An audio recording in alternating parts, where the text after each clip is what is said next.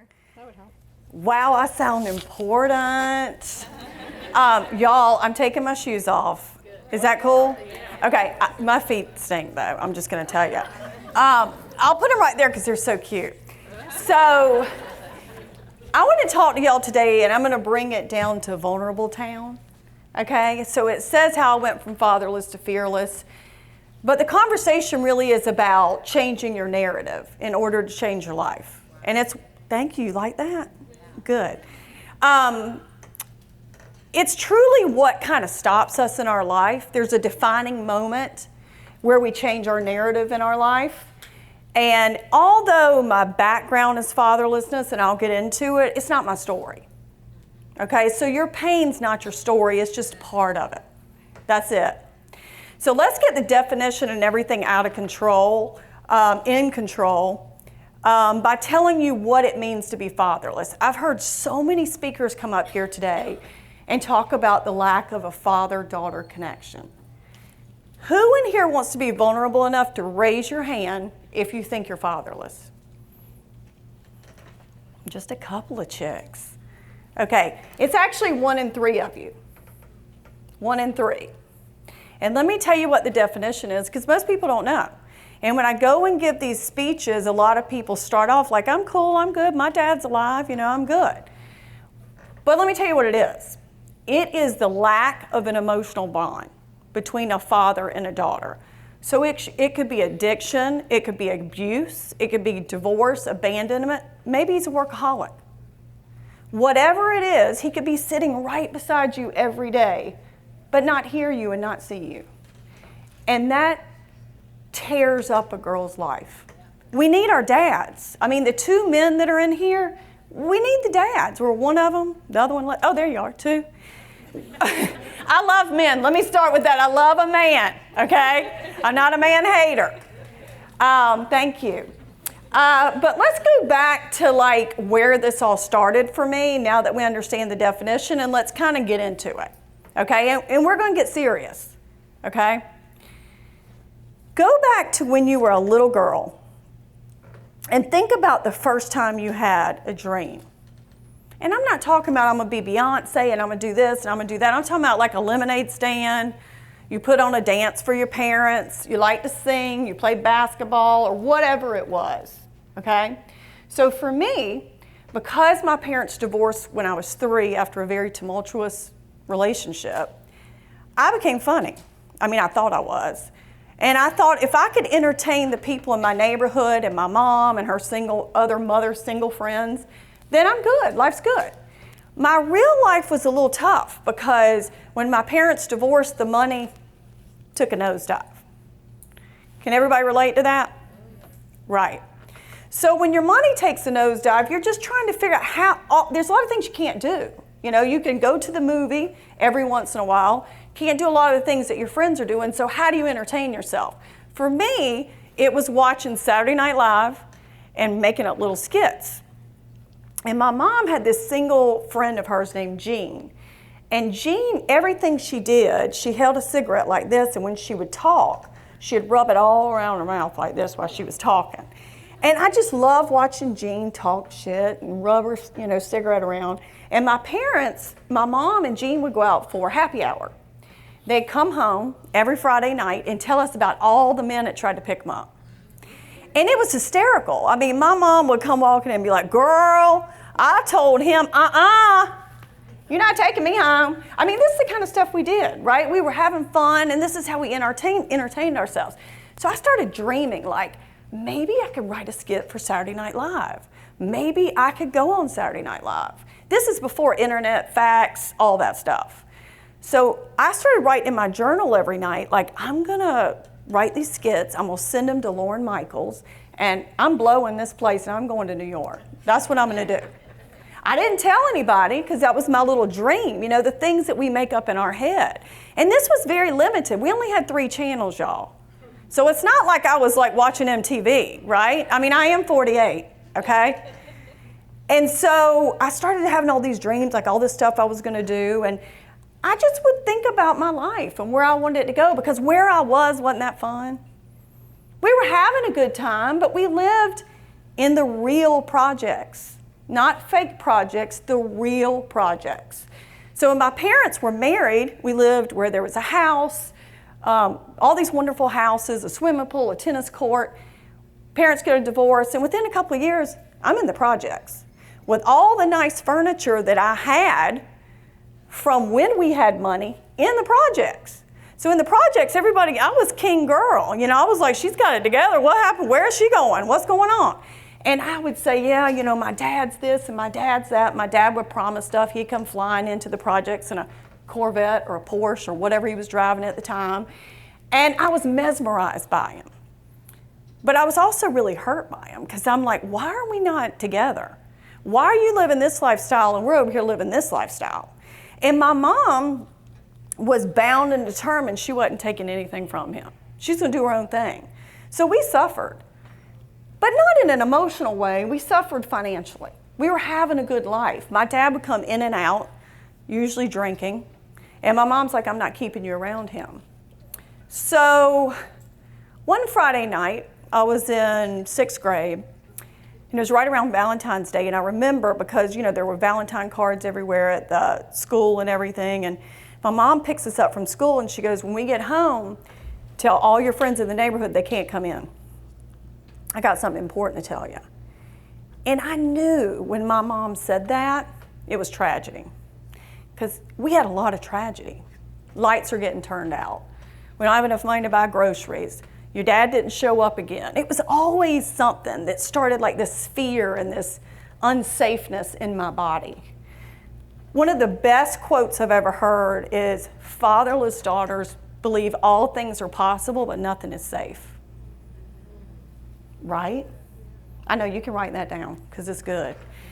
And that was kind of my motto. Like I had all these possibilities, Saturday Night Live, but I'm not safe necessarily at home. I don't know if someone's going to shoot someone. I don't know if the lights are going to be on. I don't know what's going to happen. Are you raising your hand? Yeah. A fatherless daughter believes all things are possible, but nothing is safe. I'll tell you in my back corner if y'all want me to tell you again, because I don't want to use my time up, girl. So anyway, my mom says we're going to go home and we're going to talk. And you know how you know when your mom has that voice and you're like, oh, shit's about to go down? That was the voice. So we go into the apartment, and I'm used to having kids running all out. You know, they're like, girl, can I come over? And my mom's like, no. So she shut the door. We go back into her bedroom, and I could see off the periphery of my vision that there was a newspaper clipping on the pillow. And my mom sat us down, and I thought, what's that newspaper clipping doing there? She sat in between my brother and I, and she put her arms around us, and she handed the clip to my brother. And it had my dad's name on it, under obituaries. And I was like, what happened? And she's like, he had a heart attack.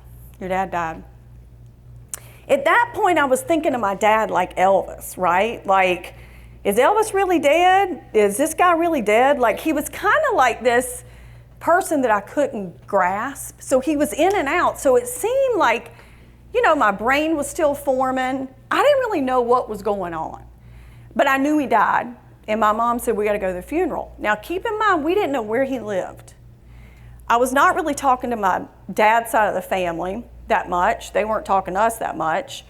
And my mom gets us in the car. And a funny side note, does anybody remember what a gremlin looks like? Yes. Girl, see your face? It's the ugliest damn car in the universe, right? So my mom had a gremlin, and that thing wouldn't half crank, start, God almighty. It looks like a triangle sideways driving down the road.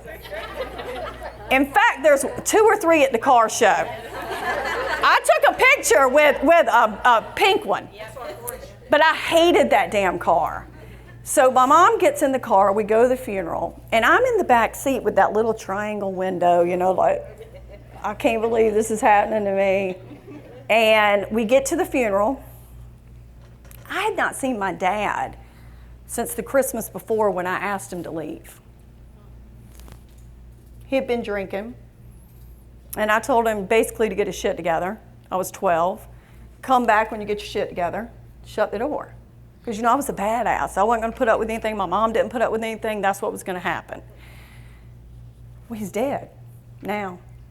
So I remember walking the funeral and seeing all these family members and, acting like they love me and all this stuff. And I'm like, well, that's the normal side of the family. I'm over here with crazy, like, what's going on?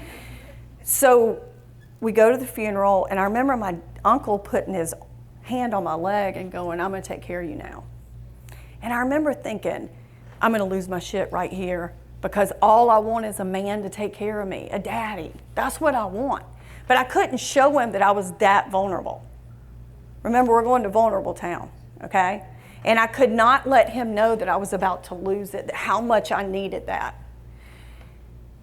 And in that moment, looking at the casket, I thought, this is a defining moment in my life. My whole life has changed. The opportunities are gone. The idea of getting the money back, my parents getting back together, me going to Saturday Night Live is gone. I'm stuck in Charleston, South Carolina, which is where I got this accent. And my opportunities are gone. So my narrative went from, I'm going to go to New York, I'm going to be a writer, and I'm going to be famous, to I'm stuck in the projects, there's not going to be any more money, and my dreams are done. Did I know that was my narrative? No. So I want y'all to think about right now. When did your narrative change? When did you go from that little kid that had these dreams into what's my new narrative? There was a defining moment that did that to you. It might not have been in your childhood. It could have been a divorce. It could have been someone got sick. You could have lost a job. Your dad could have left. There's a million things that could have happened. So we go back home. I'm driving in that little gremlin, and I'm pissed off. I'm in the back seat, and I'm having an argument with God in my head. Like, they don't even know I have this skit that I'm taking to Saturday Night Live, and, this next thing in my head, like, that's not going to happen, girl. You got to stay here. You got to take care of your family. You can't just entertain them now. Now you got to financially help them. I was 12, but that's how I thought. How do I help my mom? So I'm driving. I'm cussing God out in my head. Not really cussing, but I'm saying, like, I can't believe this is happening.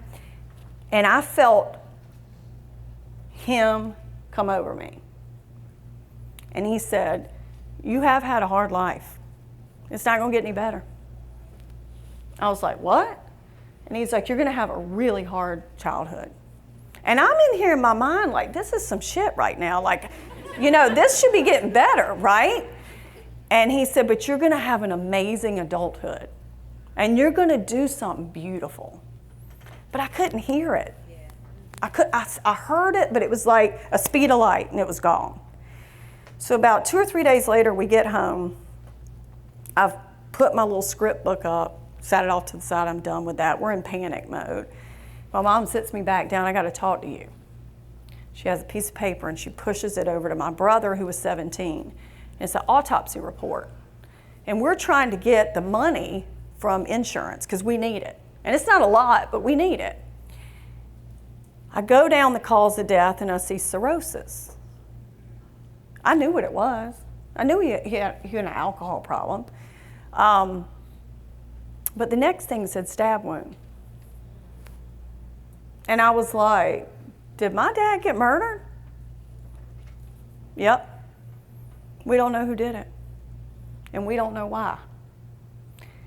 So I spent my whole life in shame of this is the life I got, lack of opportunity, and now fear. Shit, somebody might come get me. What does this mean?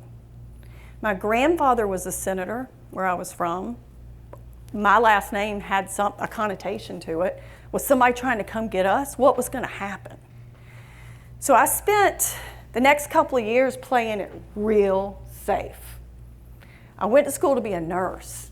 I mean, I like to help people, and I can help y'all, but I really didn't want to be a nurse. Then I married the most boring guy you could find. I went down the list. He's at least 6 foot, which I really like a big old tall boy, but he was like at least 6 foot. He's got a little bit of money. His family seems normal. You know, so hell, I'll just do this. I'll go to school, I'll play it safe, I'll be a nurse, and then I'll date this and marry this boring man. That's what my life's going to be. So I did it. I go on my honeymoon, and I have a nervous breakdown. I'm in Disney World. Don't ask me why it was damn Disney World. Oh my God. So I'm sitting there, and I'm on the phone with my mom, and I'm crying, and I'm like, I can't believe, I don't want to be here. And she's like, well, that's what you decided. What are you going to do? I tried to talk to you, blah, blah, blah. So I get home from my honeymoon, leave his ass,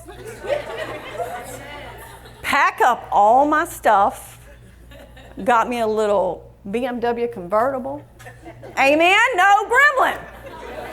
And I was like, I'm driving right out here to Atlanta. And I'm going to find what I want. So I got there and I said, okay, there's 3 things I need to do. I need to heal, because healing will give me freedom. And freedom will give me an opportunity. And until then, because I knew I was a mess, until then I can't do anything. I dated a couple of clowns. I'm writing a book about that. But I dated a couple of clowns, yes. And then I was like, you know what, I need to just get out of this shit. Because what happens with a fatherless daughter is the fear of re-abandonment will wreck a relationship. Right? So every time he started to act like he wasn't sure about me, oh my God, I was in love. I got to have you. You cannot leave. I don't care if you're 5 foot. This is what has got to happen. And the truth was, I didn't even want his ass either. So I went on a sabbatical. I shut it all down. I put my ass in therapy and I did the work. And I mean, I did the work. What I found in doing the work was that there's nothing out there for fatherless women. It's a silent epidemic. Who in here wants to walk around and be like, my daddy left? Nobody. It's not what we want to do. In our society, if your mom dies or your mom leaves, people bring casseroles, everybody takes care of you, your aunts come over, your mama's friends. If a man leaves, it's a Saturday night. That's it. So I decided to do something about it. Because statistically, if you can turn your pain into power, you heal. And there was no books that told you how to do it. There was nothing that told us who we are. And I knew who I was. I was a badass woman. I was just sidetracked in the safe zone. And for me to get back out there and get strong again, I had to figure out a guide to get me there. So I made my own guide. I put 15 years into statistics about this subject. I started a movement. She said a documentary. I wrote a book, a great book. It's back there in the corner. And I've had it out there because it's the book I needed to read. And I wanted every girl that was fatherless to go back and figure out why she was making a wreck in her relationships, why she was a badass woman in her job, and also why she was loyal, why she was the best friend any girl could ask for, why she took on everybody's problems and put herself last. Yes, girl. So I wrote it. That's what I did. But then I went and found me a big old man. 6'7". Yes. No, he's not here. I was just waving. But I got me a big old man, happily married. We got 2 kids. Y'all heard their middle names or colors. I don't know why. But I got a good man. He's normal. I can act crazy. He can take me in every bit of my glory. So I got out of the safe zone. I got me a good guy that I loved. And I felt passionate about, passion. And I also got myself straight with my helping other people. Because women help women, right? And that's when you feel like you're in your power, when you help other women.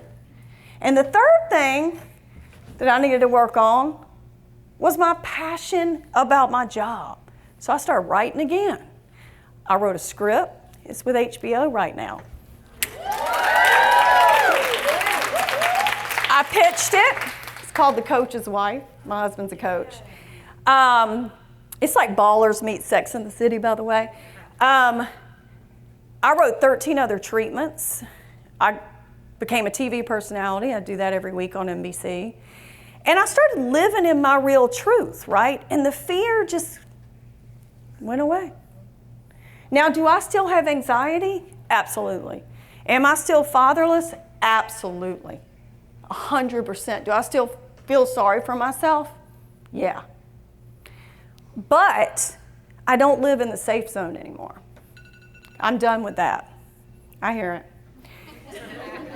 So here's what I want y'all to do, and I want you to really do this because I'm telling you it'll work. I have workshops and all kind of stuff, but let me just give you the little secret that'll work, okay? Write down the defining moment in your life, and then beside it, write the narrative from the age you were when that moment happened. And write down, on the next column, write down what you did and what dream died. And then once you do that little bit of homework, you can start working to find your freedom, to heal, find your freedom, and get the opportunity you deserve in love and life. And you can go from fatherless to fearless. Thanks, everybody.